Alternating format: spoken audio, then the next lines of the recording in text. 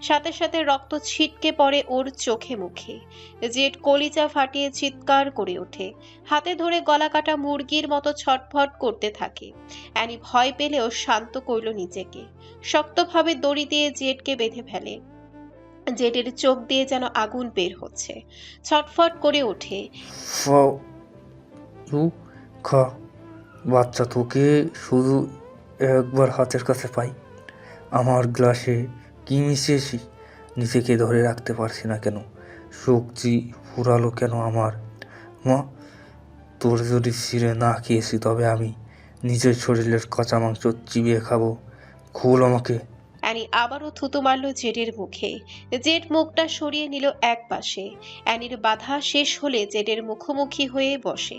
টেবিলের উপরে রাখা ওয়াইনের গ্লাসটা হাতে নিয়ে সবটা ওয়াইন জেডের মুখে ছুঁড়ে মারে। থুতুগুলো পরিষ্কার হয়ে ওঠে। জেড একাধারে অকাথ্য ভাষায় গালাগালি করে যাচ্ছে। অ্যানি জেডের গলা চেপে ধরে হিংস্র বাঘিনীর মতো চোয়াল শক্ত করে ফেলে। অ্যানি থেমে বড় বড় নিঃশ্বাস নেয়। আজ কেন জানি ভয় করছে খুব। এই রক্ত দেখে সে টিকতে পারবে তো? অ্যানির মাথা ঘুরে আসার উপক্রম। যখন এই নিজের বান্ধবীর কাতর রক্তাক্ত মুখটা ভেসে ওঠে, ঠিক তখনই চোয়াল শক্ত হয়ে ওঠে। খোদার কসম, আর একবার গালি দিলে তোর জিহ্বা কেটে আমি রাস্তার কুকুর দিয়ে খাওয়াবো। পাহাড় সব শেষ। এক লাথিতেই মামা এইভাবে নেতিয়ে পড়বে ভাবিনি। অথচ এই শুয়োরের বাচ্চাটার জন্য তুই কত মেয়ের জীবন নষ্ট করলি। হ্যাঁ, আমার বান্ধবীটাকে বাঁচতে দিলে না, রাতের অন্ধকারে খুবলে খেয়েছিস। জানোয়ারের বাচ্চা। ও চিৎকার করেছে, তুই কণ্ঠনালী চেপে ধরেছিস। ও তোর কাছে মুক্তির ভিক্ষে চেয়েছে, তুই মুখ চেপে ধরেছিস। মৃত্যুর যন্ত্রণায় ছটফট করেছে, তুই পৈশাচিক হেসে নিজের তৃপ্তি মেটাতে ব্যস্ত হয়ে পড়েছিস। তোকে গালি দিয়ে নিজেকে অপবিত্র করব না, কিন্তু তোর রক্ত দিয়ে হাত রাঙাবো এটা শিওর। পাগলের মতো খুঁজেছি তোকে, সাথে তোকে যে বাঁচিয়েছিল সেই সঙ্গীটাকেও।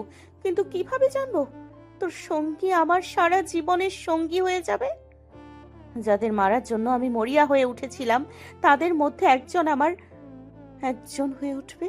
ও সরি, আমার একজন নয়, তথাকথিত আমার একজন, সে যে একজন তোর মতোই সাইকোপ্যাথ। ওর হিসেব আমি পরে গণনা করব। আগে তোর সাথে হিসেবটা তুলে নেই। জেড রাগে ফুসফুস করছে, এতটা শক্তভাবে বেঁধেছে যে ছুটার ক্ষমতা হয়ে উঠছে না। অ্যানির দিকে তাকিয়ে খেপে কে তুই? ওঠে। অ্যানি শব্দ করে সামান্য হেসে বলে, একজন মেয়ে, যে মেয়েদের একজন মেয়ে যে মেয়েদের তুই ভোগ করতি আমি তাদের বোন। যে মেয়েরা তোকে অভিশাপ দিয়েছে আমি তাদের অভিভাবক। তোর মৃত্যুর ঘন্টা নিয়ে এসেছি। ভাবতে অবাক লাগে, তোর একটা হাত নেই, ভালোভাবে হাঁটতেও পারিস না। এই শরীর নিয়ে তোর এত শক্তি আসলো কোথা থেকে? রেপ করিস যখন, তখন কি হাতের কাজ লাগে না? মানুষ যখন একটা কাজ করে তখন সেটার মধ্যে ভেজাল থাকলে তৃপ্তি আসে না। তোর খুঁটিটা ছাড়া সবই তো অচল। খুঁটির সাহায্যে এত অন্যায় করলি কিভাবে? মানতে হয় জানোয়ারের বাচ্চা, তোর শক্তি আছে, আর মেয়েগুলোর প্রতিও রাগ হচ্ছে। শালার তোর মতো পঙ্গুকে এক ধাক্কা দিলেই তো শেষ। হাতের ঠিক নাই, পায়েরও ঠিক নাই। এই আধমরা আবার রেপ করতো কিভাবে? আমি তো সেটাই বুঝে উঠতে পারছি না। মেয়েগুলো ভয় না পেয়ে তোকে ঠিক মতো ধরলেই তো মরে যেত। তারা রুখে না দাঁড়িয়ে ভয়ে আধমরা হয়ে যেত। এই আইল্যান্ডে কত নৃশংসতা করেছিস কে জানে। আজ তার সমাপ্তি ঘটানো দরকার। অনেক বর্বরতা আর পাশবিক নির্যাতন হয়েছে, শেষবারের মতো চালিয়ে খেলা। টেটের চোখ ঝাপসা হয়ে আসে, কথা বলতে পারছে না আর। মেডিসিনের রিয়াকশন পুরো শরীরে ছড়িয়ে পড়েছে। মাথা একপাশে হেলে পড়ে, এরপরও ছটফট করছে সর্বোচ্চ শক্তি দিয়ে। রাগে নিজের জিহ্বায় কামড় দিয়ে ধরে, জিহ্বা কেটে রক্ত পড়ছে। অ্যানি চোখ ছোট ছোট করে তাকিয়ে আছে। ছুরির কর্নার জেডের গলায় স্লাইড করতে করতে বলে, এটা বন্ধ করে দিব। প্রথম কোথা থেকে শুরু করব? তুই চিৎকার করিস না, এই চিৎকার আমি সইতে পারি না। হার্ট দুর্বল কিছুটা। বাঁকা হেসে জেডের দুই উরুর উপরে ছুরির আঘাত করে প্যান্ট কাটতে থাকে। জেড একদম শক্তিহীন হয়ে আছে। মেডিসিনের রিয়াকশন এমনভাবে ধরেছে যে চিৎকার করার শক্তিটাও নেই। পুরো প্যান্ট একটানে ছিঁড়ে ফেলে। প্যান্টের নিচে আন্ডার প্যান্ট থেকে মুখ বাঁকিয়ে বলে, তোর মতো রেফিস্টের আবার এইসব পড়তে হয় নাকি? তোরা এমনিতেই বিনা টিকিটে সবাইকে দেখিয়ে বেড়াস। এইসব পরে ঢেকে রাখার আর কিসের প্রয়োজন? এখন এটা খুলতে আবার কত কষ্ট হবে। অ্যানি খুলতে গিয়েও হাত থেমে যায়। জেডের নিস্তেজ মুখের দিকে তাকিয়ে বের হয়ে যায় রুম থেকে। দৌড়ে ছুটে যায় ভয়ানক সেই টর্চার সেলে, যেখানে বিষাক্ত পোকা পাত্রে রাখা হয়েছে। অ্যানি দাঁত চেপে পাত্রগুলোকে হাতে তুলে নেয়। 3টা পাত্র নিয়ে আবারও ছুটে আসে জেডের কাছে। জেড অ্যানির হাতে বিষাক্ত পোকা দেখে ঘাবড়ে যায়। ছটফট করে অস্ফুট আওয়াজে বলে, এইগুলো খুব বিষাক্ত, একটা কামড়ে সাথে সাথে মৃত্যু হয়ে যায়।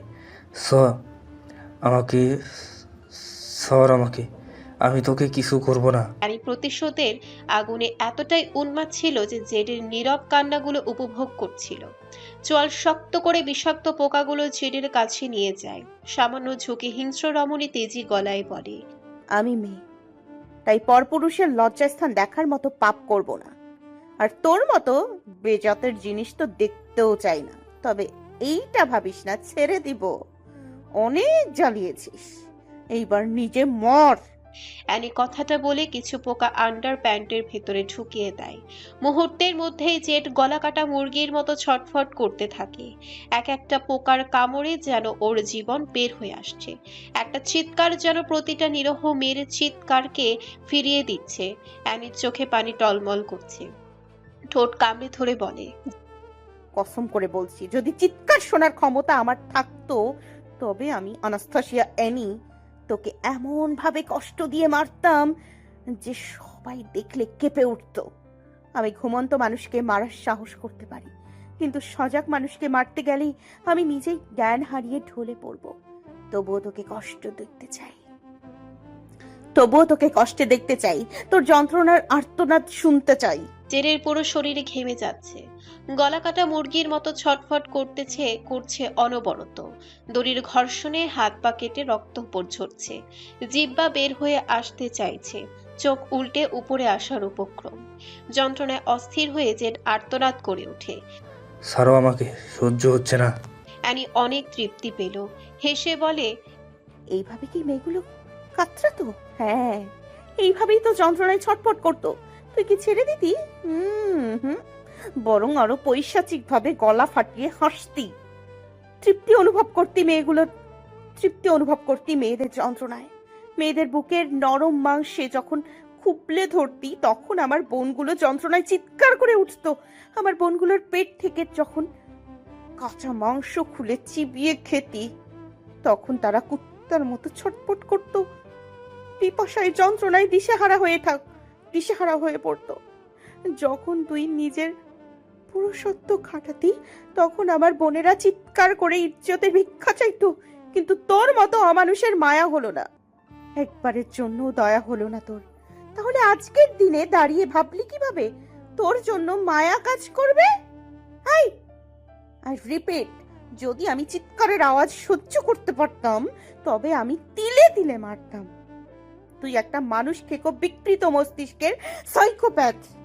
বেঁচে থেকে মেয়েদের জীবন জাহান্নামে পরিণত করবি তুই, শুয়োরের বাচ্চা। অ্যানি চিৎকার দিয়ে ওঠে। দাঁড়ালো, ছুরিটা জেডের পেটের ভেতরে ঢুকিয়ে দেয়। রক্ত ছিটকে পড়ে মানবীর চোখে মুখে। অ্যানির চোখ উন্মাদনায় লাল হয়ে ওঠে। এই রমণী কি ভয়ানক! রক্তে ফোবিয়া বলে কান্নাকাটি করে বুক ভাসিয়ে দেয়, অথচ পরপর কতগুলো খুন করে ফেলল নৃশংসভাবে। যন্ত্রণায় জেডের জিহবা বের হয়ে আসে অর্ধেকটা। চিৎকার করে চেঁচাতে থাকে। জেডের আর্তনাদে দেয়ালগুলো যেন ফেটে যাচ্ছে। অ্যানি পেট থেকে ছুরিটা বের করে জিহ্বায় টান দেয়। পুরোটা জিহ্বা কেটে অ্যানির হাতে চলে আসে। অ্যানি জিহ্বাটার দিকে তাকিয়ে বলে, এই জিহ্বা দিয়ে রক্তের স্বাদ নিতি? হ্যাঁ, ছি! জাহান্নামে তোর মতো জানোয়ারের স্থান হোক। জেডের হাত পা নিস্তেজ হয়ে আসে। পোকাগুলোর বিষাক্ত কামড়ে পুরো শরীর নীল হয়ে ওঠে ধীরে ধীরে। রক্তে লাল হয়ে পড়ে সাদা মেঝে। পুরো শরীর ক্ষত বিক্ষত। অ্যানি চোখের ভেতরে ছুরি ঢুকিয়ে বিড়বিড় করে বলে, এই চোখ দিয়ে হাজার মেয়ের উপর লালসার দৃষ্টি নিক্ষেপ করতি, ধ্বংস হোক তোর এই চোখও। জেটের নড়াচড়া না দেখে অ্যানির মনে সন্দেহ জাগে। নাকের কাছে আঙ্গুল নিয়ে যায়। অ্যানির চোখে মুখে তৃপ্তির হাসি। দেশ থেকে একটা নরখাদককে মারতে পেরে অ্যানি খুশিতে আত্মহারা হয়ে ওঠে। এতদিন জীবিত থাকা এক নরপশুর বিনাশ ঘটেছে। অ্যানি ছুরিটা হাত থেকে ছুঁড়ে ফেলে দেয়। রক্তে তার পুরো শরীর মাখামাখি হয়ে আছে। অ্যানির কাছে মনে হলো রক্ত থেকে দুর্গন্ধ আসছে। এই রক্তগুলো পচনশীল দুর্গন্ধ। অ্যানি জেডের ক্ষতবিক্ষত হয়ে থাকা নীলচে দেহটার দিকে তাকায়। মুখের দিকে তাকানোর আর সাহস হলো না। চোখ দুইটা তুলে ফেলার জন্য প্রচুর বীভৎস দেখাচ্ছে। অ্যানি চোখ বন্ধ করে কান্না করে ওঠে। জানোয়ারটাকে অনেক কষ্ট দিয়ে পেরেছি, তুই দেখতে পাচ্ছিস তো? অ্যালিসা, দেখ, তোর মৃত্যুর বদলা নিয়েছি। কুত্তার বাচ্চাটা আর বেঁচে নেই। তুই আমাকে বলেছিলি আমি যাতে ওকে খুব কষ্ট দিয়ে মারি। দেখ বোন, আমার অনেক কষ্ট দিয়ে মেরেছি। তুই শান্তি পাচ্ছিস তো? খুশি হয়েছিস তুই, জান আমার? অ্যানি ডুকরে কেঁদে ওঠে। পুরোটা ঘটনা বলে অ্যানি আর নিজেকে সামলে রাখতে পারল না। কাঁদতে থাকে শব্দ করে। নিকের সহ্য হলো না এই কান্না। তবুও নিজেকে সংযত করে বলে, ফাক অফ বেবি গার্ল, কান্না থামাও। অ্যানি চোখ তুলে তাকায় নিকের দিকে। নিকের শক্ত দৃষ্টি, কণ্ঠে শীতলতা এনে বলে, ওর লাশ তাহলে এসিডে পুড়া পেয়েছি কেন? অ্যানি চোখের পানি মুছে বলে, ওকে মেরেও আমার তৃপ্তি আসছিল না। অ্যাসিড দিয়ে জ্বালিয়ে দেই পুরো শরীর, বাকি অংশগুলো দরজার সামনে টাঙিয়ে রাখি, গ্যাংস্টার বসের যাতে নজরে পড়ে আর সে এই রুমে আসে। নিক কথাগুলো শুনে গ্রীবাদেশ নাড়ায়। Super talented. আমাকে কি দিয়ে মারবে, পোকা নাকি অ্যাসিড? অ্যানির বুকটা ধুক করে ওঠে। কলিজায় যেন কেউ খামচে ধরে রেখেছে। ঢোক গিলে অ্যানি। এত তারা কিসের? আঘাত করব বলেছি, প্রাণে মেরে ফেলবো কখন বললাম? নিক ঠোঁট বাঁকায়। আমাকে বাঁচিয়ে রাখবে কেন? অ্যানির কণ্ঠ শক্ত হয়ে আসে। শয়তানকে আল্লাহ নিজের হাতে মারবেন, তেমন আমি চাই আপনি আল্লাহর হাতে মরেন। আমি মেরে কেন স্বামী হত্যার পাপ নিজের ভাগ্যে লাগাবো? নিক মৃদু হাসলো। হাসতে হাসতে হুট করে চোখ মুখ কঠিন হয়ে ওঠে। আমার শাস্তি কি শেষ, নাকি আরো চাবুকের আঘাত করবে? করলে দ্রুত করে ফেলো। আমি একটা খুব গুরুত্বপূর্ণ কাজ করব। অনেক কষ্টে নিজেকে নিয়ন্ত্রণ করে রেখেছি। অ্যানি উঠে দাঁড়ায়। নিজের অদম্য সাহসটাকে সঞ্চয় করে বলে, এই মুহূর্তে আপনার মিনার থেকে বের হয়ে যাব, আর আপনি তাকিয়ে তাকিয়ে দেখবেন, অথচ কিছু করতে পারবেন না। এর থেকে বড় কাজ আমার জন্য কিছুই নেই। নিক ঠোঁট কামড়ে হাসলো। সামান্য নড়ে চড়ে বসে বলে, ওকে, দরজা পর্যন্ত যেতে পারলে খোদার কসম আমি তোমাকে নিজের দায়িত্বে ইরান রেখে আসবো। নিকের এমন শান্ত গলায় কেঁপে ওঠে অ্যানির শরীর। ঠোঁট ভিজিয়ে বলে, শান্তভাবে হুমকি আপনি ভালোই দিতে পারেন, শত্রুকে বুঝি এইভাবেই ফাঁদে ফেলেন? নিক সামান্য হেসে বলে, তুমি আমার শত্রু? তার থেকে কম নয়। শত্রুর সাথে শুতে পারো, তোমার তো আনন্দে নাচার কথা। আজ পর্যন্ত কেউ পারেনি কোনোদিনও। তুমি প্রথম পেরেছো এমন কঠিন কাজ। অ্যানি কাপা কাপা গলায় বলে, মজা করছেন আমার সাথে? এতগুলো চাবুকের আঘাত খেয়েও জ্ঞান হারাননি কেন? একটু আগে তো ঝিমোত ছিলেন, ভেবেছিলাম জ্ঞান হারিয়ে ফেলবেন, আর এই সুযোগে আমি পালাবো। এত আঘাত খেয়েও ক্লান্তির ছাপ নেই কেন? ছেড়ে দেওয়ার ভিক্ষে নেই কেন? নিক পাকা হেসে বলে, তুমি যে আঘাতগুলো আমার উপর প্রয়োগ করেছো তা বহন করা আমার দৈনিক রুটিন। আমি তো ভেবেছিলাম আরও দেবে, কিন্তু মাত্র 42টা 50টা চাবুক মেরে হাঁপিয়ে উঠবে ভাবিনি। তুমি ভালোভাবে আঘাত করতে পারো না বেবি গার্ল। আশ্চর্য, পালিয়ে যাচ্ছ না কেন? শুনলাম জেড নাকি তোমার কোমরে স্পর্শ করেছে, এমনকি গলায় হাতেও ছুঁয়ে দিয়েছে। কিভাবে ছুঁয়েছে? নিক একদম শান্তভাবে প্রশ্নগুলো করছে, কিন্তু অ্যানির ভেতরে তাণ্ডব চলছে। নিকের হাত পায়ের শিকল নিচ থেকেই সব খুলে যাচ্ছে। পায়ের শিকল খুললে নিক পাটাকে লম্বা করে বাঁকা হাসে। মুহূর্তের মধ্যে হাতের শিকলও খুলে যায়। অ্যানির মাথা ঝিমঝিম করে ওঠে। অ্যানির পুরো শরীর কাঁপছে ভয়ে। কাপা গলায় উচ্চারণ করে, খুলেছে কিভাবে? নিক ঠোঁট কামড়ে ঠান্ডা গলায় বলে, আমি খুলেছি তাই। কিন্তু আপনি খুলেছেন কিভাবে? আপনার হাত পা বাঁধা ছিল। নিক বাজ পাখির ন্যায় তাকিয়ে বলে, পালিয়ে যাবে না বেবি গার্ল? তোমাকে 3 সেকেন্ড সময় দিচ্ছি। এর ভেতরে দরজার বাইরে যেতে পারলে আজীবনের জন্য ছেড়ে দেব। নিকের শান্ত মেজাজ অ্যানির ভেতরে তুফান ছড়াচ্ছে। নিঃশ্বাস যেন বন্ধ হয়ে আসছে তার। কিভাবে খুললেন? নিক ঠোঁট কামড়ে হেসে বলে, গ্যাংস্টার বস নিক জেব্রানকে কতটুকু চেনো তুমি বেবি গার্ল? এখানের প্রতিটা জিনিস আমার ইশারাতে চলে। তুমি যে রাস্তা দিয়ে হাঁটছো সেই রাস্তা আমি বহু আগেই কঠিনভাবে পার করে এসেছি। গ্যাংস্টার বসের একটা হুঙ্কারে সবাই নেতিয়ে যায়। এমনি এমনি ক্ষমতা আসেনি বেবি। তুমি যে শিকল দিয়ে আমাকে বেঁধেছ, এই শিকল ইলেকট্রিক শিকল। মেইন জায়গায় আমার আঙ্গুলের ছোঁয়া রাখলেই ভুলে যায়। অ্যানির মাথা ভন ভন করে ওঠে। কান্না করে দিবে ভয়ে যে কোনো মুহূর্তে। যদি এমন হয় তবে এতগুলো চাবুকের আঘাত কেন খেলেন? নিক ঠান্ডা গলায় বলে, তুমি চাইছিলে তাই। মাঝে মাঝে ঘরের লোকের হাতেও মাইর খেতে হয়, না হলে শরীরে এনার্জি আসে না। অ্যানির শরীর দিয়ে ঘাম হচ্ছে। এতক্ষণ কেউ এইভাবে বসে থেকে মাইর খায়? লোকটা চাইলেই তো শিকল খুলে অ্যানির গলা টিপে ধরতে পারত, কিন্তু সেটা না করে অনবরত রক্তাক্ত হয়েছে। এখন কি হবে তার সাথে? অ্যানি অবিশ্বাস নিয়ে তাকায় নিকের দিকে। থরথর করে কাঁপছে তার শরীর। নিকের শরীরে আঘাতের চিহ্নে ফুলে উঠেছে। লাল রক্ত জমাট বেঁধে কালো হয়ে গেছে। শান্ত কথার পেছনে কেমন হুমকি লুকিয়ে আছে অ্যানির জানা নেই, তবে এই মুহূর্তে পালিয়ে যাওয়াটাকে উত্তম মনে হলো। 3 সেকেন্ডে সে পার হয়ে যাবে তার সন্দেহ নেই। অ্যানি পালাতে যাবে এমন সময় নিক বলে ওঠে, 3 সেকেন্ড শেষ। বলেছিলাম পালাতে, কিন্তু তুমি পারো না, তাই তোমাকে আর ছাড়বো না। অ্যানির পা থেমে যায়। ঘাড় ঘুরিয়ে বলে, সময় কাউন্ট হলো কখন? আমি তো এক পাও রাখতে পারিনি। যখন বলেছি তখন থেকে সময় কাউন্ট করেছি। অ্যানি কিছু বলতে গিয়ে থেমে যায়। নিকের মুখ চোখ দেখে চোখ বন্ধ করে ফেলে। সে আগের হিংস্রতা চোখে মুখে। নিক অ্যানির কোমর পেঁচিয়ে ধরে শক্তভাবে গলায় স্লাইড করতে করতে বলে, ওর পুরুষ লালসার দৃষ্টি দিয়েছে, কোমর গলা পেট ছুঁয়ে দিয়েছে। কি করা উচিত তোমাকে বেবি গার্ল? এক কাজ করি, চলো শরীরের চামড়া খুলে ফেলি তোমার। এতে আমি অনেক শান্তি পাবো। আর নয়তো নগ্ন হও, আমার রক্ত দিয়ে তোমার শরীর রাঙিয়ে তুলো। আমার উন্মাদ মনে শান্তির প্রয়োজন, না হলে ধ্বংসলীলা চলবে এই শহরে। আইল্যান্ডের বুক চিরে উঠে দাঁড়িয়ে আছে লাল কালো রঙের কাচে মোড়া এক বিলাসবহুল মিনারটি। আইল্যান্ডের নিঃসঙ্গ ভৌগোলিক বিচ্ছিন্নতার উপর দাঁড়িয়ে থাকা লাল কালো কাচে আবৃত সেই বিলাসবহুল মিনারটি যেন রাতের অন্ধকারে এক জ্যান্ত দুঃস্বপ্নের অবয়ব। চারিপাশে জমে থাকা নীরবতা আর শূন্যতা। এটা এক প্রকার একদম বন্ধ করা নীরবতা, যা শব্দের জন্মকে নিষিদ্ধ ঘোষণা করেছে। অগণিত গার্ড চারিদিকে স্থির প্রতিমার মতো দাঁড়িয়ে আছে। তাদের উপস্থিতি এখানে পাখির উড়াল কল্পনাও অপরাধ। ডানার স্পন্দন যেন রাষ্ট্রদ্রোহের সমান।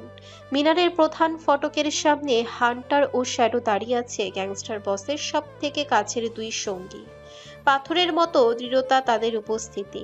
চোখে শীতল সতর্কতা বিরাজ করছে, মুখে অমোঘ সিদ্ধান্তের ছাপ।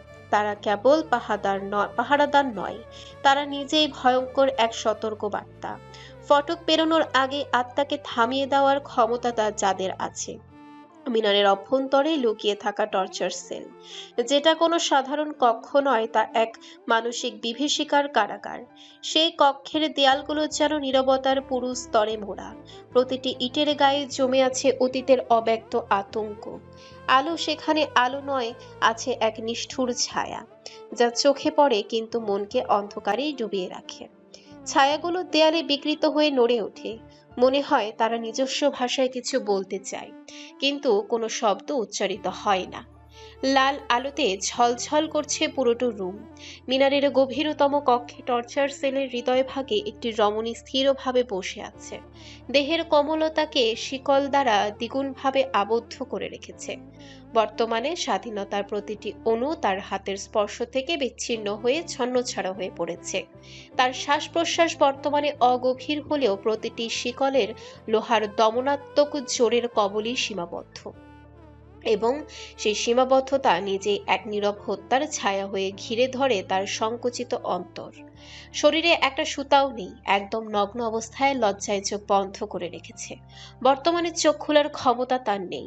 চারিপাশে নীরবতা। অ্যানির মুখোমুখি হয়ে বসে আছে গ্যাংস্টার বস। অর্ধনগ্ন শরীর তার, শরীরে চাবুকের আঘাতের চিহ্নগুলো কালশিটে পরিণত হয়ে আছে।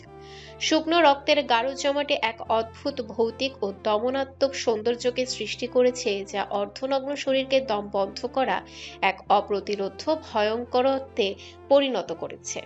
দুই হাতে খোদাই করা ড্রাগনের ট্যাটুগুলো ঝলঝল করছে। অন্ধকারের ভেতরেও চোখে আঙ্গুল দিয়ে ছোঁয়ার মতো দীপ্তি। তার নীরব পর্যবেক্ষণই শিকলবদ্ধ অস্তিত্বকে আরো সংকীর্ণ করে দেয়। দৃষ্টি স্থির, কিন্তু অন্তরে অগ্নিশিখার মতো জ্বলমান নিঃশব্দে কক্ষের স্থিতিকে চূর্ণ করে দিচ্ছে। নিকের চোখের গভীর শীতল কৌশল, মুখে অমোঘ স্থিরতা হয়ে আছে। তার শান্ত দৃষ্টিভঙ্গি ও নিঃশ্বাসের অদৃশ্য স্পন্দন সামনে বসে থাকা মনস্তাত্ত্বিক চাপ সৃষ্টি করছে। তার দম বন্ধ করা অনুভূতিকে উস্কে দিচ্ছে। রমণী শিকলবদ্ধ ও অর্ধনগ্ন ছমছমে নীরবতার মধ্যে স্থির থাকার চেষ্টা করলেও তার প্রত্যেকটি স্পন্দন, হাতের অতি ক্ষুদ্র নড়াচড়া থেকে শ্বাসের অগভীর প্রবাহ পর্যন্ত গ্যাংস্টার বসের নিঃশব্দ প্রভাব দ্বারা দমনিত হয়ে প্রতিটি মুহূর্তকে আতঙ্ক সৃষ্টি করছে। নিক শান্ত গলায় ডাক দেয়, baby girl, look at me. Annie তাকাতে পারছে না। লজ্জা, অস্থিরতা, ভয় একসাথে চেপে ধরেছে। ঠোঁট কাঁপছে ভীষণভাবে। অ্যানিকে চোখ খুলতে না দেখে নিক ঠোঁট কামড়ে ধরে নিজের। হাতে থাকা ধারালো শীতল ছুরিটা অ্যানির উরুর উপরে ছুঁয়ে দেয়। শান্ত স্বরে আবারও বলে। নিকের শীতল হুমকিতে অ্যানির গলা শুকিয়ে আসে। ভয় পিটপিট করে তাকায় সামনে। অস্থিরতায় দম বন্ধ হয়ে আসে তার। নিক ঠোঁট কামড়ে হেসে বলে, প্রতিটা লোমকূপ আমার দেখা। লজ্জা পাবে না ব্লাড রোজ। তোমার চোখ অস্থিরতা নয়, শান্ত দেখতে চাচ্ছি। কথাটা বলে নিজের হাতের তালুতে ছুরি বসায়। সাথে সাথে তরল রক্ত গড়িয়ে পড়তে থাকে। নিক এক ফোঁটা রক্ত নষ্ট হতে দিল না। অ্যানি শরীরের উপরে নিজের হাত রাখে। বিন্দু বিন্দু রক্তের কণা অ্যানির গলা থেকে বুকে ভেসে পড়তে থাকে। অ্যানি দিশেহারা হয়ে ওঠে। নিকের হাত ধরতে পারছে না। তার হাত শিকল দিয়ে বাঁধা। নিকের শরীরের তাজা রক্ত তার শরীরে গড়িয়ে পড়ছে। কান্নায় ভেঙে পড়ে। Please stop. কি পাগলামো করছেন? এইভাবে রক্ত ঝরালে আপনার ক্ষতি হয়ে যাবে। কেন করছেন এমন? এতটা সাইকো হবেন না, ভয় হচ্ছে আমার। নিক অ্যানির ঠোঁট আঙ্গুল দিয়ে ফিসফিস করে বলে, কথা বলো না ব্লাড রোজ। তোমার শরীরে আঘাত করতে পারছি না। সিগারেটের ছ্যাঁকা দিলে, শরীরে অ্যাসিড জ্বালালে তুমি কষ্ট পাবে। তোমার চিৎকার মূলত আমার কান সহ্য করতে পারে না। এত বড় বাস্টার্ডগিরি করলে আর আমি চুপ থাকবো? ভেতরে তাণ্ডব চলছে আমার। ইচ্ছে করছে তোমাকে ধ্বংস করে দিতে, কিন্তু সামান্য আঘাত করতে পারছি না। নিক জিবরানের স্ত্রীর শরীরে অন্য পুরুষের স্পর্শ থাকা মানে আমার মরণ যন্ত্রণা সহ্য করা। জানোয়ারটাকে তো মেরে ফেলেছ, কিন্তু শালা কুত্তার বাচ্চা আমার জিনিসকে স্পর্শ করেছে। নিক কথাগুলো বলছে আর অ্যানির শরীরে তাজা রক্ত দিয়ে লেপটে দিচ্ছে। অ্যানি পুরো শরীর ঠান্ডা হয়ে আসছে। নিক আরো একবার ছুরি বসায় হাতের তালুতে। রক্ত ছিটকে পড়ে অ্যানির মুখে। অ্যানি এইবার শব্দ করে কেঁদে ওঠে। প্রমিস করছি, সর্বোচ্চ দিয়ে নিজেকে নিরাপদে রাখবো। কাউকে সামান্য স্পর্শ করতে দিব না, সামান্য হাত লাগতে দিব না। দয়া করে এই রক্তাক্ত খেলায় থেমে যান। সব রক্ত বের হয়ে যাচ্ছে। এতটা সাইকো হবেন না, প্রমিস করছি। আর কাউকে টাচ করতে দিব না। নিক রক্তের প্রলেপ লাগিয়ে দেয় অ্যানির কোমরে। গভীর গলায় বলে, লেগে গিয়েছে। অ্যানির কাঁপা আর আতঙ্কিত গলা। আর লাগতে দিব না, ভুল করে লেগেছে। ভুল করে আমার প্রাণ ভোমরায় অন্যের দাগ লেগে গিয়েছে। এইটা পরিষ্কার করার দায়িত্বও আমার। অ্যানি অবিচল কণ্ঠে বলে। আমি আপনার প্রাণ ভোমরা? নিক রাগ দেখিয়ে বলে, এত কথা বলছো কেন? তোমাকে আঘাত করেছি? নিজেকে কেন এইভাবে আঘাত করছেন? কষ্ট হচ্ছে না? প্রশান্তি আসবে। অ্যানি নিরুপায় হয়ে বলে, বলছি তো, এইবারের মতো ক্ষমা করে দিন। পরের বার থেকে? কি? এইবারের মতো শাস্তিটা পেয়ে যাও, পরের বার শান্ত হয়ে যাব। নিকের স্পর্শ অ্যানির শরীর জুড়ে বিরাজ করছে। নিক আরো একবার ছুরি বসায় হাতের তালুতে, নিজের ঠোঁট কামড়ে ধরে এনির নগ্ন গলার নিচ থেকে পেট পর্যন্ত প্রলেপ দিয়ে দেয়। অ্যানি আর নিতে পারছে না এই বর্বরতা। অন্য সময় হলে লজ্জায় মরে যেত, এই মুহূর্তে নিকের পৈশাচিক আচরণে ট্রমাতে চলে যাচ্ছে। কিছুক্ষণ আগে একজনকে মেরে রক্ত দিয়ে হাত রাঙিয়েছে, এখন আবার নিকের এমন উন্মাদনা আচরণ। অ্যানি অস্ফূর্ত আওয়াজে বলে, প্লিজ থামুন। অ্যানির ফর্সা শরীর রক্তে লাল হয়ে গিয়েছে, সোনালি চুল, নীল চোখের গভীরতা, পুরো শরীর রক্তে লাল হয়ে আছে। এই মুহূর্তে অ্যানিকে নিজের কাছে নিকের কাছে অপসরা লাগছে। অতিরিক্ত রক্তক্ষরণে নিকের ঠোঁট কেমন লালচে হয়ে যাচ্ছে। সময় যত অতিবাহিত হতে থাকে তত ফ্যাকাশে হয়ে উঠছে। অ্যানি চোখ বন্ধ করে বিড়বিড় করতে করতে একটা সময় জ্ঞান হারিয়ে ফেলে। নিক কপালে চুমু খেয়ে ঠোঁটে চুমু খায়, ঠোঁটে ঠোঁট লাগিয়ে বিড়বিড় করে, এই রূপ গ্যাংস্টারের স্ত্রীর রূপ। সামান্য স্পর্শ মানে রক্তের বন্যা। পারলে রক্ত দিয়ে গোসল করিয়ে সব স্পর্শ বিলীন করতাম, কিন্তু আমার কিছু হয়ে গেলে তোকে কে দেখবে? এই নিষ্ঠুর দুনিয়ায় তোর শত্রু অনেক। কে আগলিয়ে রাখবে এই জানোয়ারদের থেকে? পুরো ভূখণ্ডে আমি তোর একমাত্র রক্ষা কবচ। আমার শূন্যতা অনুভব করো ব্লাড রোজ, এখনো সময় আছে, না হলে পস্তাবে প্রচুর, তখন আর আমাকে পাবে না। সকালে নির্মল পরিবেশকে ঘিরে দৃশ্যটি যেন ধীরে ধীরে এক নীরব কাব্যে রূপ নেয়। শিশির স্নাত আলো আকাশের স্তর ভেদ করে নেমে এসে চারিপাশে এক পবিত্র প্রশান্তির আবরণ টেনে দেয়। আইল্যান্ডে অবস্থিত মিনারের সম্মুখে স্থির দাঁড়িয়ে আছে এক রমণী। নিশ্চল ভঙ্গির আড়ালে চলছে অস্থিরতার ঘূর্ণি। কারো অপেক্ষায় সে অস্থির হয়ে আছে, তার লালচে চুলগুলো বাতাসের স্পর্শে উন্মুক্ত বিদ্রোহে দুলে উঠছে। সূর্যের কিরণ তার ফর্সা শরীরের উপরে পড়ে ক্ষণে ক্ষণে দীপ্ত হয়ে ওঠে।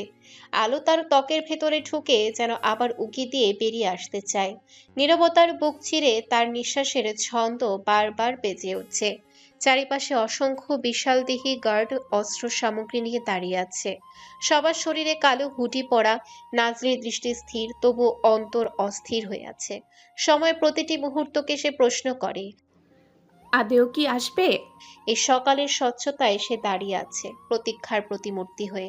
সে নির্বাক কিন্তু গভীরভাবে কোলাহলপূর্ণ। দৃষ্টি ঘুরিয়ে সামনে উকি দেয়।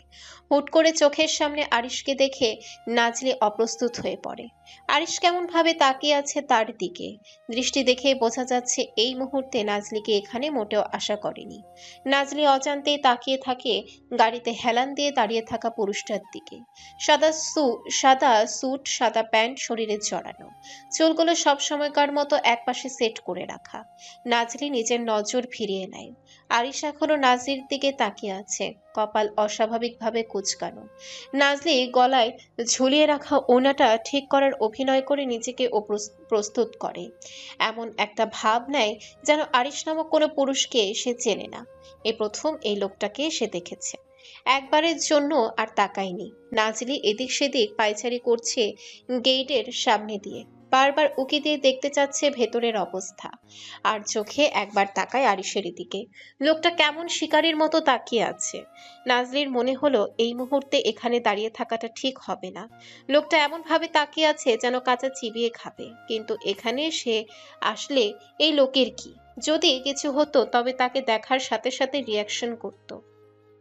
এমন ভাবে তাকিয়ে আছে যেন নাজলি চোর, আর এই ভবন থেকে কিছু চুরি করতে এসেছে, ক্রিমিনালের বাচ্চা। নাজলি দাঁতে দাঁত পিষল। আরিশের ভয়ে চলে যাবে না বলে শপথ করল, যে করেই হোক নিকের সাথে দেখা করবে। নিজের কার্য হাসিল করার স্বার্থে যা করতে হয় আজ সে করবে। নাজলি এই দৃঢ় প্রতিজ্ঞা করে বুকে হাত গুজে দাঁড়িয়ে আছে। দৃষ্টি নিজের পায়ের সুজের দিকে, নিজের ঠোঁট কামড়ে ধরে ভেবে চলছে। হুট করে পুরো জায়গা কেমন শুনশান নীরবতা হয়ে ওঠে। মনে হচ্ছে তার পাশে কেউ নেই, অনেক বড় একটা মরুভূমিতে এসে একা দাঁড়িয়ে আছে। ভেতরটা ভয়ে ছিঁড়ে যাচ্ছে হুট করেই। কোনো এক ছায়ার অস্তিত্ব অনুভব করে নাজলি চোট করে সামনে তাকায়। সামনের ব্যক্তিটাকে দেখে 2 কদম পিছিয়ে যায় সে। সামান্য ঢোক গিলে চারিপাশে তাকায়। একটু আগে দাঁড়িয়ে থাকা বিশালদেহী কালো হুডিতে আবৃত গার্ডগুলো ছিল সামান্য এক জায়গায় মধ্যে অসংখ্য গার্ড মোতায়েন করা। হুট করে সবাই এমন গায়েব হয়ে গেল কিভাবে? বাস্তবতার প্রাচীরে দাঁড়িয়ে নাজলির মনে পড়ল বর্তমানে সে একা দাঁড়িয়ে আছে, আর তার সামনে দাঁড়িয়ে আছে একটা ক্রিমিনাল যাকে নাজলি ঘৃণা করে অথচ ভুলতে পারে না। লোকটার দেওয়া আঘাতে চিহ্ন এখনো শরীরে আছে, কিন্তু এই লোকটাকে এক নজর দেখার জন্য তৃষ্ণার্ত মনে ঢেউ খেলে যায়। লোকটা প্রচুর খারাপ, নাজলির জানা ছিল। প্রথমে তো সে সহ্যই করতে পারত না এই পুরুষের ছায়া। সামান্য কলমের কালিতে এত শক্তি ছিল যে এই খারাপ পুরুষটার জন্য রমণীর মনে অনুভূতির বীজ বপন করে ফেলে। বীজ থেকে চারা গজানোর আগেই বীজ ধ্বংস হয়ে যায়। সেদিন রাতের প্রতিটা দৃশ্য আজও নাজলির ঘুমাতে দেয় না। আরিশ ছিল ভাবতেই যেন দম বন্ধ হয়ে আসতো তার। অসহায় লাগে নিজেকে। উন্মাদ হয়ে ওঠে রমণীর মন। রাতের অন্ধকারে চিৎকার করে কাঁদে যাতে কেউ শুনতে না পায়। এমন এক পুরুষের জন্য অনুভূতি জন্মেছিল যাকে সে কোনোদিনই চায়নি। আরিশের চোখে মুখে রাগ স্পষ্ট। চোয়ালখানা শক্ত হয়ে আছে, চোখ দুইটা কেমন অদ্ভুত দেখাচ্ছে নাজলি কাছে। চোখের দৃষ্টি তির্যক শিকারীর মতো। এই বুঝে দৃষ্টি দিয়ে বিধ্বস্ত করে দিচ্ছে রমণীকে। নাজলি কানের কাছে চুলগুলো সরিয়ে দিতে দিতে পিছিয়ে যায়। নাজলি পিছিয়ে যেতে আরিশ এগিয়ে আসে। নাজলির এবার রাগ হলো আরিশের ব্যবহারে। এমন অদ্ভুত কেন এই লোক? সে চোখ মুখ শক্ত করে তাকিয়ে বলে, সামনে এইভাবে খাম্বার মতো দাঁড়িয়ে আছেন কেন? তোমার পিছনে দাঁড়ানো উচিত ছিল। সামান্য একটা বাক্য নাজলি থরথর করে কেঁপে ওঠে। এতটা রাগ আর গম্ভীরতা নিয়ে বলেছে যে নাজলি নিজেকে ধরে রাখতে পারেনি। সে অন্যদিকে তাকিয়ে বলে, আর আপনি আমার সামনে থেকে গেলে খুশি হব। Please leave me. আরিশ ঠোঁট কামড়ে ধরল নিজের। গলার আঙ্গুল ঘেঁষে ঠান্ডা গলায় বলে, এখানে এসেছো কার পারমিশনে? নাজলি ভ্রু কুঁচকায়, তাচ্ছিল্য হেসে বলে, 15 বছর বয়স থেকে আমি নিজেই আমার গার্জিয়ান। পারমিশন নেব কার থেকে? আরিশ ক্রোধে দাঁত পিষে নিজের। নাজলির দিকে তাকায় তির্যক চোখে। স্কিন টপস পরা হাঁটুর নিচ পর্যন্ত, গলায় একটা স্কার্ফ ঝুলিয়ে রেখেছে। নাজলির ড্রেস আপ দেখে মাথার রক্ত গরম হয়ে যায়। আচমকা বাহু চেপে ধরে রাগে ক্রোধ হয়ে ওঠে। জামা কেনার টাকা নেই তোমার? শরীর দেখিয়ে হাঁটতে ভালো লাগে? কি পড়েছো এসব? শরীরের প্রতিটা ভাঁজ বোঝা যাচ্ছে।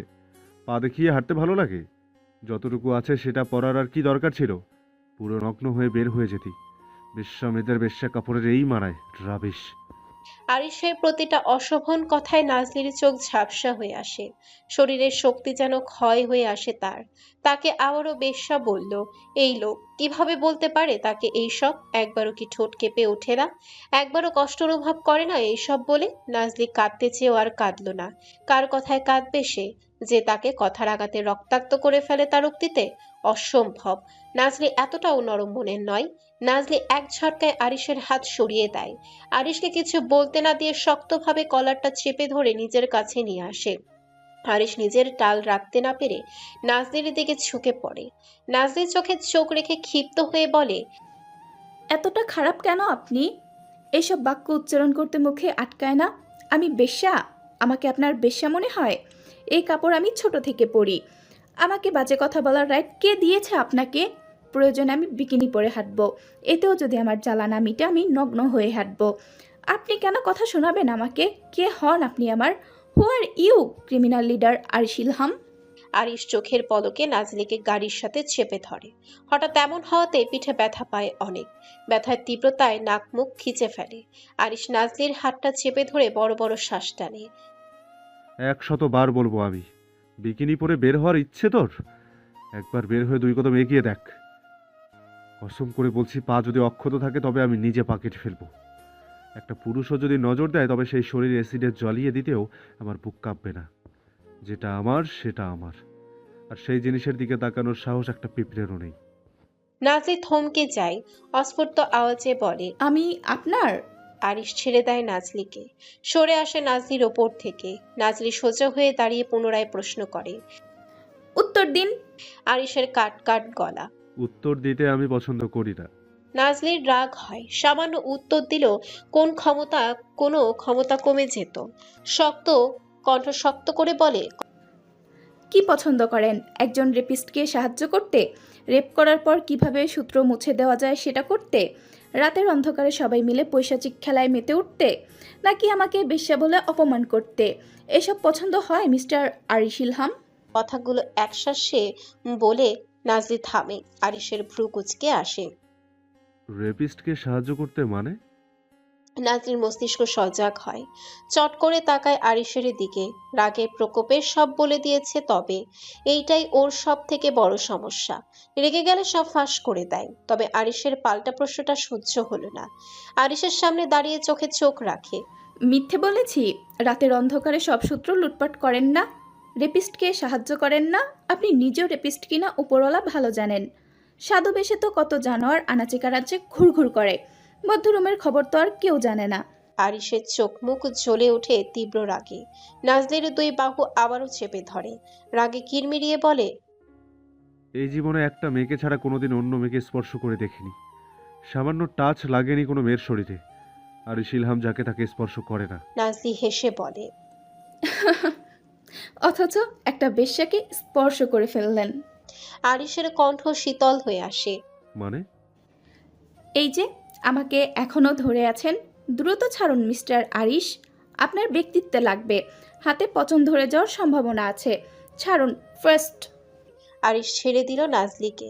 কি বলবে বুঝে উঠতে পারছে না। গর্ধব মেয়ে একবারের জন্য বুঝলো না একজন নারী কাকে বুঝিয়েছে, আর প্রশ্ন করলো না নারীটি কে। নাজলি হাত টানা দিয়ে বলল, ওই একটা মেয়ে কে বলুন তো? Oops, sorry. আপনি তো আবার উত্তর দিতে আগ্রহী নন। ক্ষমা চাচ্ছি, ভুলে গিয়েছিলাম। নাজলি জিজ্ঞাসা না করাতে যেন আরিশের আরো রাগ হলো। দাঁত পিষে হজম করে নিল সবকিছু। এইসব পোশাক পরে আর যাতে বের হতে না দেখি। আমার ইচ্ছে এখন থেকে আরো বেশি বেশি পড়ব। আপনি আটকানোর কে? আরিশ গর্জে ওঠে। নাজলি, ধৈর্যের পরীক্ষা নিও না আমার। আমি রেগে গেলে কিন্তু খুব খারাপ হয়ে যাবে। নাজলি ভয় পেয়ে নিজেকে শক্ত করে বলে, আপনি একজন মাফিয়া ক্রিমিনাল লিডার আরিশ। আপনার কাজ রেপিস্টকে সাহায্য করা, নারী শিশু পাচার করা, দেশের সম্পদ বাহিরে পাচার করা, অস্ত্র অবৈধ জিনিস নিয়ে ব্যবসা করা, খুন করে প্রতিনিয়ত রক্ত দিয়ে গোসল করা। কোন নারী কোন ড্রেস আপ পরবে এইসব দেখা আপনার কার্য নয়। নিজের কাজে মনোযোগ দেন। আমার ড্রেস আপ একান্তই আমার ব্যক্তিগত ব্যাপার। আপনি কেন হস্তক্ষেপ করছেন? অন্য কেউ তো করছে না, আপনি কেন? আরিশ নিঃশ্বাস টানে বড় বড়। অন্যরা হস্তক্ষেপ তো পরে করবে, যখন সবাই তাকানোর সাহস পাবে। আমি আর সবাই এক। কে আপনি? নাজলির গলা কেঁপে ওঠে। সামান্য প্রশ্নটা করতে গিয়ে গলার আওয়াজ যেন হারিয়ে ফেলছে। প্রশ্নটার খুব সুন্দর বাস্তবতার উত্তর পাবে সেই আশায় তাকিয়ে থাকে। আরিশ ঠোঁট কামড়ে ধরে নিচের কাট কাট গলায় বলে, আমি তোমার জম বেয়াদব। আমার ইচ্ছে আমি কাকে কি বলবো। আমার ইচ্ছে হয়েছে তোমাকে বলার, তাই বলেছি। অন্য কোনো মেয়েকে বলার ইচ্ছে জাগে না, তাই বলি না কখনো। তোমাকে বলেছি অ্যান্ড আজীবন বলবো। অমান্য করলে জান খেয়ে ফেলবো। নিজের আশা স্বরূপ উত্তর না পেয়ে নাজলি ক্ষেপে যায়। দাঁত পিষে বিড়বিড় করে ওঠে। রেপিস্ট কোথাকার? নাজলি বিড়বিড় করেছে ঠিক, রাগের কারণে আওয়াজ হয়ে উঠেছে অনেক। আরিশ চল শক্ত করে ধমকে ওঠে। থাপ্পড় মেরে কালা বানাবো রাবিশ। রেপিস্টকে? কাকে রেপ করছি? নাজলি বুকে হাত গুজে বলে, টাকা দিয়ে কাজ করানো আর নিজে কাজ করার মধ্যে কি তফাৎ? কেন ওই দিন রাতে আপনি হাত ভাঙ্গা লোকটাকে সাহায্য করেননি? আপনি একা ছিলেন না, আপনার সাথে গ্যাংস্টার বস ও অধিরাজও ছিল। আর গাড়ির ভিতর থেকে বিধ্বস্ত লাশ বের হয়েছে এক রমণীর। প্রমাণ লুটপাট করে এসেছেন যাতে জনগণ আর পুলিশ জানতে না পারে। অবশ্য আপনারা তো পুলিশকে টাকা আর ক্ষমতা দিয়ে কিনেই ফেলেছেন। সেদিন রাতের ভয়াবহ প্রতিটা ঘটনার সাক্ষী আমি। আরিশ চোখ ছোট ছোট করে বলে। কিভাবে দেখেছো? সেখানে ছিলে তুমি? নাজলি হেসে বলে, ভাগ্যিস সেদিন ছিলাম, না হলে কিভাবে বুঝতাম আপনাদের পাপের লেভেল ঠিক কতটুকু পর্যন্ত। আরিশ বিরক্ত হয়ে বলে। অতিরিক্ত বোঝা ঠিক নয়। যা নিয়ে জানো না এটা নিয়ে তর্ক করবে না। নাজলির সামনে হেঁটে যেতে যেতে বলে, আপনার সাথে অযথা কথা বলে আমার সময় নষ্ট হচ্ছে। নাভিদের সাথে কথা কম বলবে। এত ঘেঁষাঘেঁষি কিসের ওর সাথে? কম যাবে ওর সামনে। নাজনীর রাগে ইচ্ছে করছিল নিজের চুল টেনে ছিঁড়তে। এই লোকটা এত খারাপ কেন? প্রতিটা কথা অসভ্য ইঙ্গিত থাকবে। কিছুক্ষণের জন্য সে দাঁড়িয়ে যায়, পেছনে ফিরে আরিশের দিকে তাকিয়ে বলে, আমার ব্যক্তিগত জীবনে আপনি না ঢুকলে খুশি হব। আমি মিস্টার নিকের সাথে দেখা করতে এসেছি, দেখা করে আবার চলে যাব। আরিশ গাড়িতে লাথি মারে, চিৎকার দিয়ে ওঠে। তোর ব্যক্তিগত জীবনের মায়েরে বাপ, কার বউ তুই বল?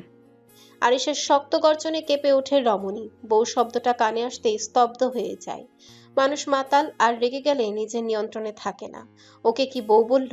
নাজের চোখের পলক ফেলতে পারেনি, তার আগে আরিশ ঝড়ের গতিতে এসে নাজলির হাত চেপে ধরে। নাজলি হুঁশে আসে নিজের। আরিশের দিকে তাকানোর আগেই ব্যথায় আর্তনাদ করে ওঠে। হাতটা এমন ভাবে ধরেছে যেন মাংস ভেদ করে আঙ্গুল ঢুকে যাবে। আরিশ টেনে নিয়ে গিয়ে গাড়ির ভেতরে ধাক্কা মেরে ফেলে দেয়। নাজলি ঘাবড়ে যায়, ছটফটিয়ে ওঠে। আমাকে এখানে কেন নিয়ে এসেছেন মিস্টার আরিশ? এবার কিন্তু নিজের লিমিট ক্রস করছেন। আমি আপনার বন্ধুর সাথে দেখা করতে এসেছি, ছাড়ুন আমাকে। আরিশ গাড়ির স্টিয়ারিং ঘোরায়, অন্য হাতে নাজলির হাত চেপে ধরে বলে, লিমিট আমি সেদিনই ক্রস করেছি যেদিন তোমাকে মুক্ত আকাশে উঠতে দিয়েছিলাম। আবারও বন্দি দশায় যাবে ভেবে নাজলির যেন দুনিয়া অন্ধকার হয়ে আসছে। এই জীবনে সে আর পরিত্যক্ত ভয়ানক বাগান বাড়িতে যেতে চায় না। প্রতিটা দিন ওর কাছে মৃত্যু সমতুল্য মনে হয়েছে। আলো বাতাস ছাড়া একটা মানুষ আদৌ বাঁচে? নিজের বোনটার জন্য এমনিতেই সে পাগল, প্রায় বছর হয়ে যাচ্ছে দেখা হয় না। কেমন আছে, কি অবস্থায় আছে কিছু জানা নেই। তার উপরে নিজের বন্দি দশা কিভাবে সইবে? নাজলি হুট করে আরিশের হাতে কামড়ে ধরে শক্তভাবে। আরিশ ব্যথায় নাক মুখ খিচে ফেলে, তবুও নাজলির হাত ছাড়েনি এক মুহূর্তের জন্য।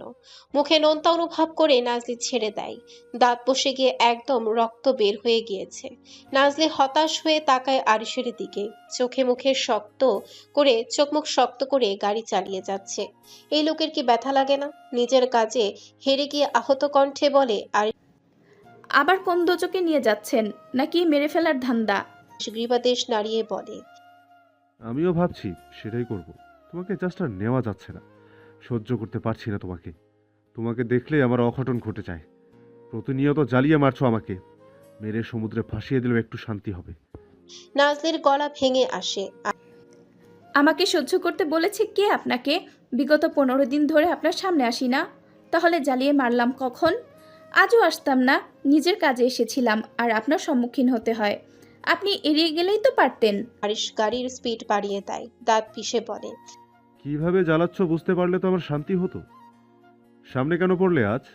আড়ালে ছিলে, এতেই শান্তিতে ছিলাম। যখন এসেই গেছো তখন আর অপেক্ষা করব কেন? সমুদ্র সামনেই আছে, মেরে ফাঁসিয়ে দিলে কেউ হাড্ডিও খুঁজে পাবে না। নাজির চট করে তাকায় আরিশের দিকে, পর মুহূর্তেই সিটে হেলান দিয়ে নিজের বউকে মারতে হাত কাঁপবে না? অবশ্য আপনার মতো ক্রিমিনালকে স্বামী হিসেবে ভাবলেও খারাপ লাগে। মানাটা তো অনেকটা বিলাসিতা। সাথে সাথে আরিশ ব্রেক কষে। নাজলি হতভম্ব হলেও নিজেকে সামলে নেয়, হেসে বলে, সমুদ্র তো এখানে না, আপনি এখানে থেমেছেন কেন? আরিশ ঘন ঘন নিঃশ্বাস টেনে বলে, কি বললে তুমি? কি বলেছি? একটু আগের লাইনটা আবার রিপিট করো। কোনটা? সমুদ্র তো এখানে। আরিশ থামিয়ে দেয়। এই লাইন নয়, এর আগের লাইন। নাজলি বাঁকা হেসে সিটে হেলান দেয়, এরপর চোখ বন্ধ করে বলে, এক কথা বারবার রিপিট করি না আমি, বলাটা আমার ইচ্ছে ছিল, এখন শোনাটা আপনার দায়িত্ব। এমনিতেই কোন জাহান্নামে নিয়ে যাচ্ছেন আল্লাহ ভালো জানে। ধস্তাধস্তি করলে নিজের এই শক্তি অপচয় হবে, ছাড়া পাবো না খুব ভালো করেই জানি। চুপচাপ বসলাম, আর প্রশ্ন করবেন না। আরিশ নিজের ঘাড়ে আঙ্গুল ঘেঁষে নাজলির দিকে ঝোঁকে, চোখে চোখ রেখে বলে, ফাক অফ, ডোন্ট সে ইট। এই শব্দ আর কোনোদিন উচ্চারণ করবে না, আর যাতে না শুনি এমন বাক্য। এই শব্দটায় আমি উন্মাদ হয়ে উঠি, আর আমি উন্মাদ হলে সামলানোর ক্ষমতা তোমার নেই। I lose myself, I become extremely restless. You won't make me restless anymore, you will regret it a lot. অ্যানির জ্ঞান ফিরেছে প্রায় 3 ঘন্টা পর। শরীরের রক্তগুলো দেখে আবারও মাথা চক্কর মারে। কোনো রকম উঠে দ্রুত শাওয়ার নিয়ে নেয়।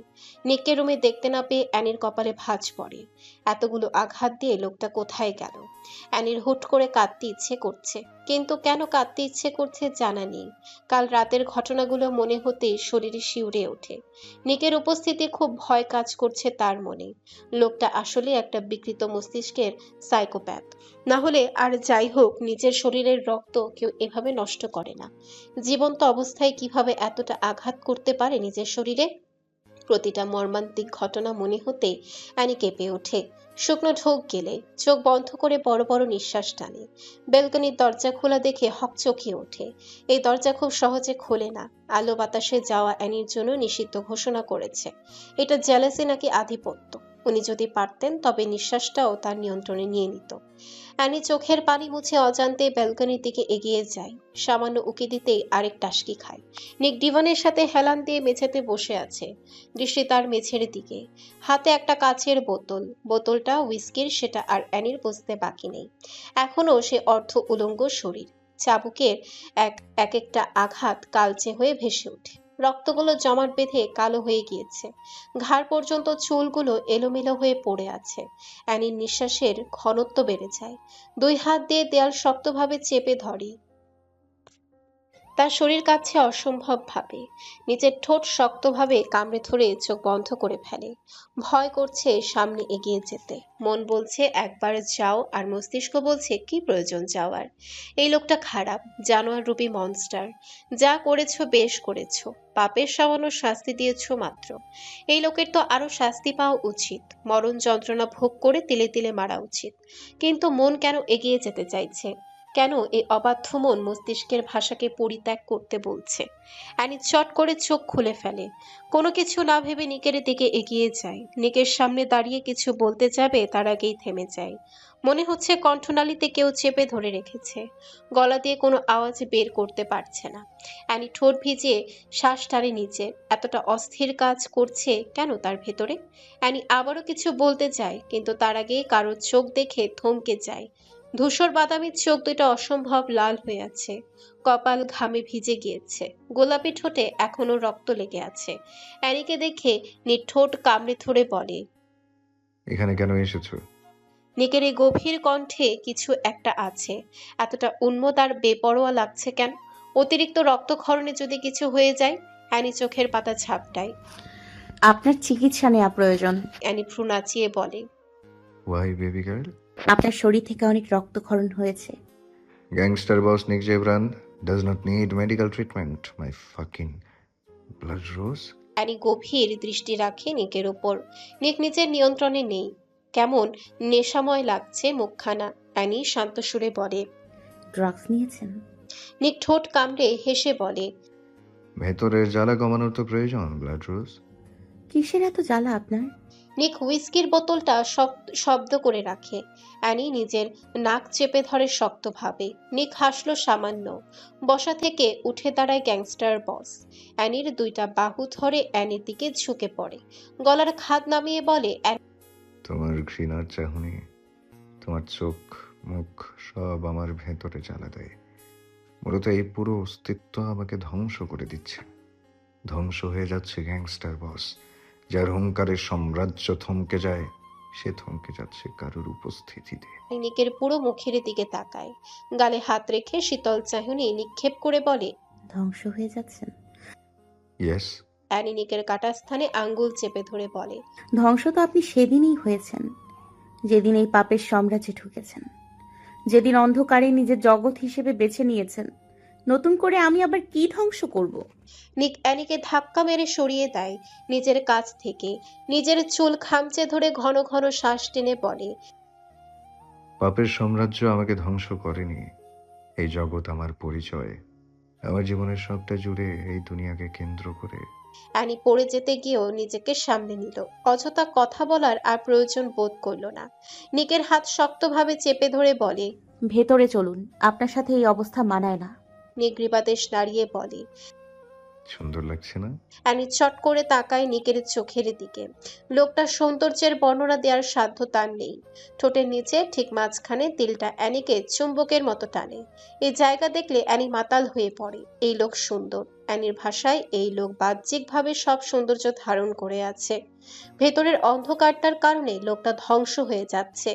বাহ্যিক সৌন্দর্য দিয়ে কি হবে? অ্যানি শক্ত গলায় বলে, বন মানুষের মতো দেখা যাচ্ছে। লাগুক তোমারই। অ্যানি অবাক হয়ে বলে, কি আমি কি আমারই? আমি তো তোমার ব্লাড রোজ, নরপশু, জানোয়ার, মনস্টার, বন মানুষ, যাই বলো। অ্যানির শরীর শিরশির করে ওঠে। এতটা কঠিন কেন এই ভাষাগুলো? অ্যানির মনে হচ্ছে গলা শুকিয়ে আসছে। নিজেকে সংযত করে নিকের হাত ধরে রুমের ভেতরে যেতে যেতে বলে, কোনো বন মানুষ আমার হতে পারে না। You shouldn't lie like this blood rose. I am every girl's dream. এক রাতে রেড পার্টনার হওয়ার জন্য মেয়েরা উৎপাত করে বসে আছে। অ্যানি চোখ পাকিয়ে তাকায় নিকের দিকে। নিক ঠোঁট কামড়ে বলে, are you jealous baby girl? Annie শক্ত গলায় বলে, এইসব জেলাসি আমার আসে না। আপনি কোনো মেয়ের সাথে রাত আপনি কোন মেয়ের সাথে রাত কাটিয়েছেন এইসব দেখা আমার কর্ম নয়। নিকের কপালে ভাঁজ পড়ে। বিরক্তির ছাপ নিয়ে বলে, রাত কাটিয়েছি কখন বললাম?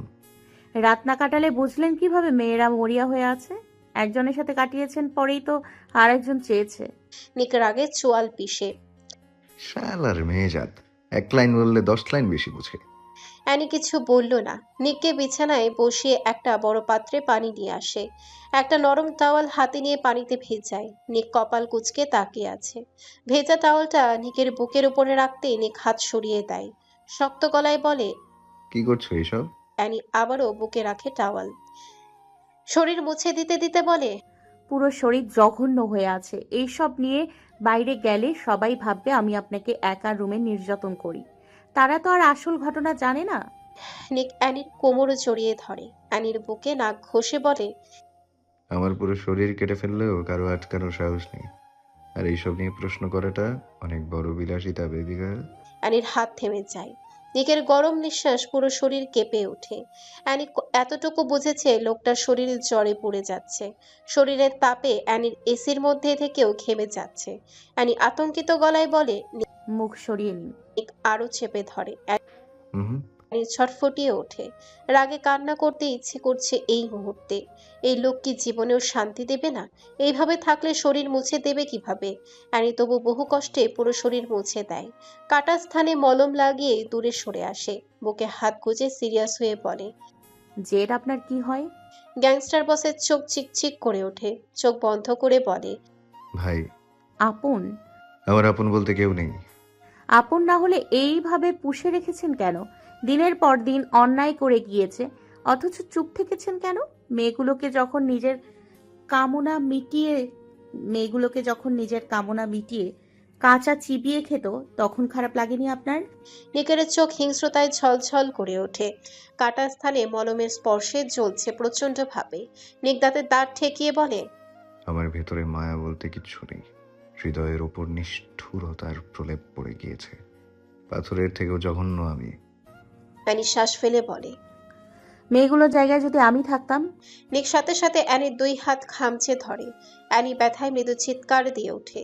রাগের উন্মাদনায় গর্জে উঠেন গ্যাংস্টার বস। ফাক of, don't even say words like that. শহর জ্বালিয়ে দেব আমি। গ্যাংস্টার বসের ধ্বংসের সাথে পুরো শহর ধ্বংস হয়ে যাবে। নিজেকে ধ্বংস করে তোকে আগলে রেখেছি। Touching is out of the question. No one is allowed to come anywhere near. অ্যানির চোখ থেকে পানি পড়ছে অনবরত। ভাঙা গলায় বলে, কে আমি? এত কেন উন্মাদ হয়ে পড়েন? নিকের হাত সরে যায়।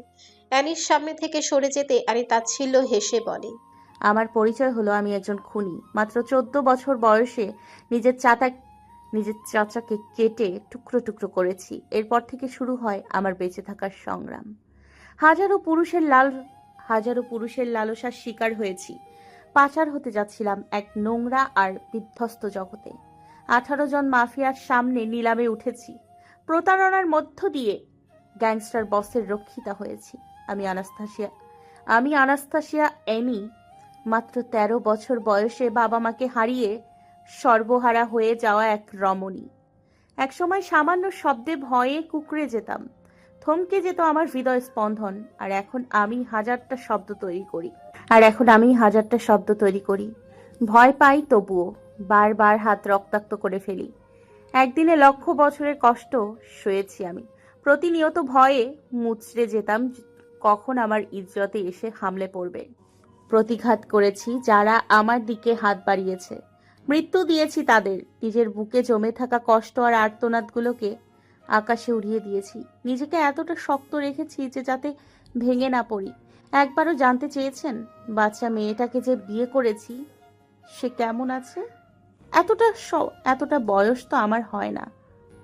যতটা নিষ্ঠুরতার সম্মুখীন হয়েছি এই সব মোকাবেলা করার বয়স কি আমার হয়েছে? স্বামী হয়ে কোনোদিন মাথায় হাত বুলিয়ে দিয়েছেন? চোখের পানি মুছে দিয়ে কোনোদিন বুকে জড়িয়ে নিয়েছেন? একটা কাগজে স্বাক্ষর করলেই কি স্বামী হওয়া যায়? আপনি আমার স্বামী নন। বাবা মা থাকলে এতটা সংগ্রাম আমি কখনোই করতাম না। আমার পরিচয় এইটা।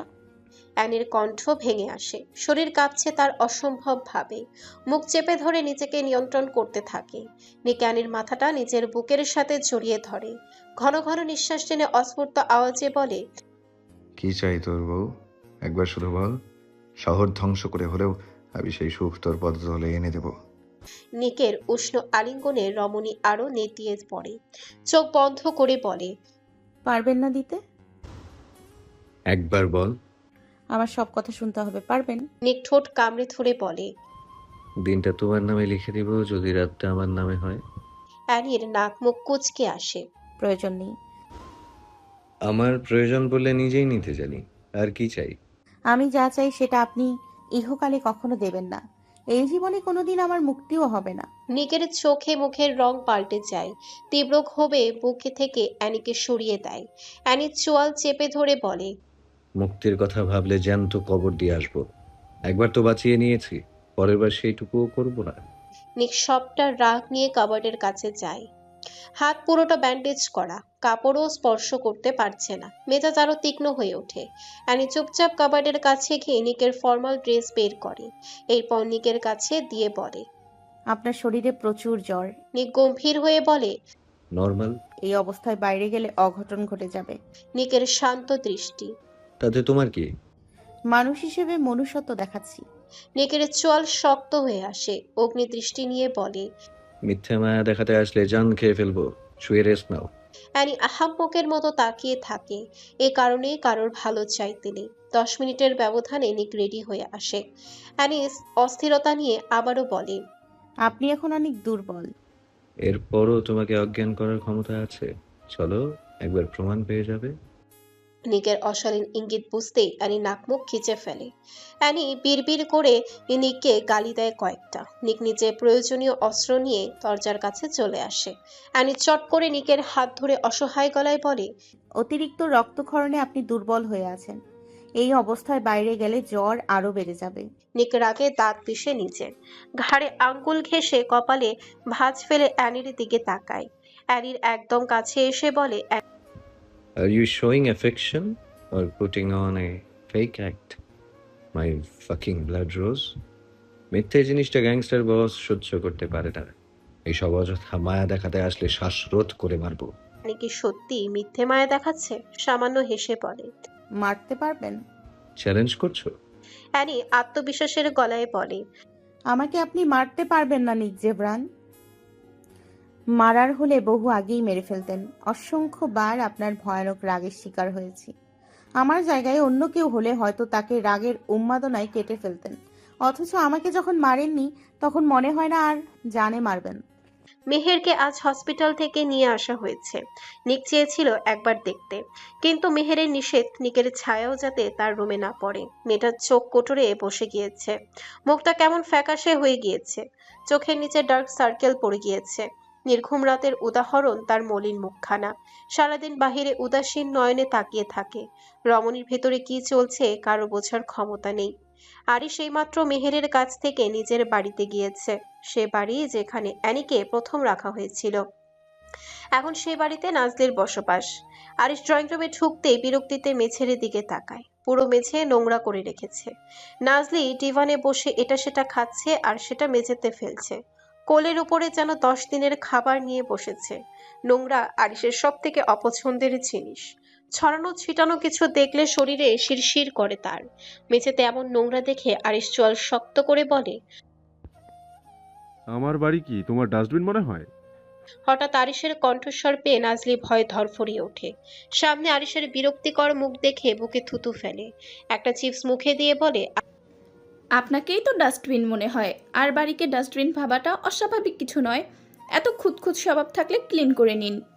আরিশ ধমকে ওঠে। What rubbish! আমি ক্লিন করব মানে? নাজলি ভয়ে সামান্য ঠোক গিলে। এই লোকগুলোর সামনে সে বুক ফুলিয়ে কথা বলে ভাবতে নিজেকে নিয়ে গর্ব কাজ করে। বাহিরের আবহাওয়া খুব একটা ভালো নয়, অনেকক্ষণ ধরে মেঘের গর্জন শোনা যাচ্ছে। এই শীতল আবহাওয়াতেও নাজলি ঘামছে, নিজেকে ধাতস্থ করে বলে, আপনি ক্লিন করতে পারবেন না এটা কোনো বইয়ে লেখা আছে? সরি, আপনাদের মতো ক্রিমিনালের লেখা বইয়ে থাকবে কেন?